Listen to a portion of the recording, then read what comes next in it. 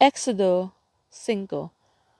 Kung kinakailangang tumistigo ang isang tao sa isang pangyayari na kanyang nakita o nalaman ngunit ayaw niya magsalita, nagkakasala siya at dapat siyang parusahan.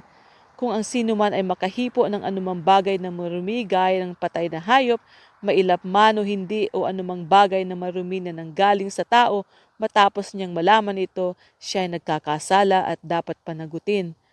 Kung ang isang tao ay sumumpa ng pabigla-bigla tungkol sa anumang bagay, mabuti man o masama sa oras na nalaman niya ito, siya ay nagkakasala at dapat panagutin.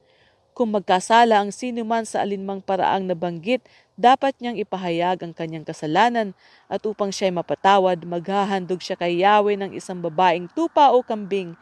Ihahandog ito ng pari upang siya ay patawarin sa kanyang kasalanan. Ngunit kung hindi niya kayang maghandog ng tupa o kambing, magdala siya ng 2 bato-bato o 2 kalapati. Ang isa ay handog para sa kasalanan at ang isa na may handog na susunugin. Dadalhin niya ito sa pari upang ihandog sa akin. Ang ibong handog para sa kasalanan ay gigilitan niya ng lieg ngunit hindi puputulin ang ulo. Ang dugo ay iwiwisik niya sa tabi ng altar at ang natiray patutuluin sa paanan nito. Iyan ang handog pangkasalanan. Ang isa naman ay iaalay bilang handog na susunugin ayon sa kautusan upang patawarin siya. Kung hindi pa rin niya makayang maghandog ng 2 bato-bato o 2 kalapati, magdadala na lamang siya ng kalahating salop ng piling harina. Hindi niya ito bubuhusan ng langis na nihahaluan man ng insenso sapagkat ito'y handog pangkasalanan. Dadalhin niya sa pari ang harina, kukuha naman ito ng sandakot at susunugin sa altar bilang tanda na iyon ay handog kay Yahweh. Ganito ang gagawin ng pari bilang pantubos sa alinmang pagkasalang nabanggit. Tulad ng handog na pagkaing butil, ang matitira ay para sa pari. Sinabi rin ni Yahweh kay Moises, kung ang sino may makalimot magbigay ng anumang nauukol kay Yahweh, mag-aalay siya ng handog na pambayad sa kasalanan.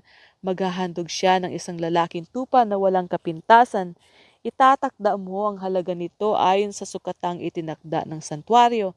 Babayaran niya ang halagang di niya na ibigay at magdaragdag pa siya ng ikalimang bahagi nito at ito ibibigay sa pari. Ang tupay dadalhin sa pari upang ialay bilang handog na pambayad sa kasalanan at siya'y patatawarin. Kung ang sino may makalabag sa alinmang utos ko, kahit hindi niya ito nalalaman, siya nagkakasala at dapat parusahan. Magdadala siya sa pari ng isang lalaking tupa na walang kapintasan bilang handog na pambayad sa kasalanan. Itatakda mo ang halaga nito ayon sa halaga ng salapi sa santuario. Ito ihahandog ng pari at patatawarin ang nagkasala. Ang handog na ito ay handog na pambayad sa kasalanan sapagkat nagkasala siya kay Yahweh.